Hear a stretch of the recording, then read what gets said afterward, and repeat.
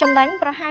$1000សម្រាប់ការកក់ទៅលើប្រភេទរថយន្ត GAC GX4 Mike Flagship ស៊េរីឆ្នាំ2026ឥឡូវនេះជាមួយនឹងតម្លៃពិសេសហើយបងប្អូននឹងទទួលបានរថយន្តនៅក្នុងខែ3ជូនតែម្ដងសួស្តីបងប្អូនទាំងអស់គ្នាចាថ្ងៃនេះខ្ញុំមានដំណឹងពិសេសមួយចង់មកជម្រាបជូនបងប្អូនទាំងអស់គ្នាបានដឹងសម្រាប់ឥឡូវនេះនៅខាង Audi Auto ពួកខ្ញុំយើងទទួលការបើក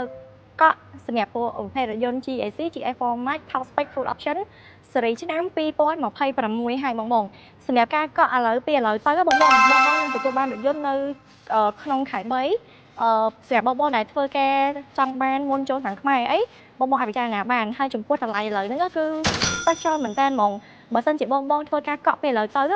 បងចំណេញ$1000សម្រាប់ប្រភេទពួករថយន្ត GAC GX4 Mike Flagship ស៊េរីឆ្នាំ2026ហើយចំពោះការកក់នេះបង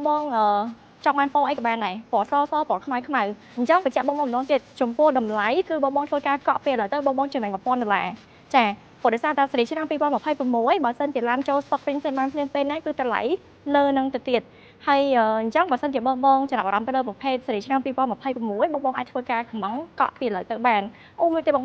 សម្រាប់2026នេះបងយកទៅដឹងចំណេញហ្មងបងព្រោះដោយសារហេតុអី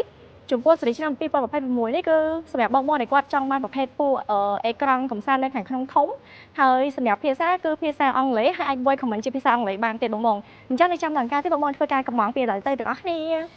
ដូច្នេះបើសិនជាបងមានចំណាប់អារម្មណ៍ទៅលើប្រភេទរថយន្ត GAC GX4 Mike Flagship ស៊េរីឆ្នាំ2026ហើយចង់សាកសួរព័ត៌មានលម្អិតទាក់ទងជាមួយនឹងការកក់រថយន្តបងអាចតំណតាមរយៈនាងខ្ញុំទៅខាង Audi Auto បានដែលតាមរយៈលេខទូរស័ព្ទនៅខាងក្នុងវីដេអូនេះផ្ទាល់ហើយបងអាច add ជា Telegram ដើម្បីតាក់សួរព័ត៌មានលម្អិតបានផងដែរអូខេអញ្ចឹងកុំភ្លេចតមកទាំងអស់គ្នាណាបងអរគុណច្រើនបាយបាយ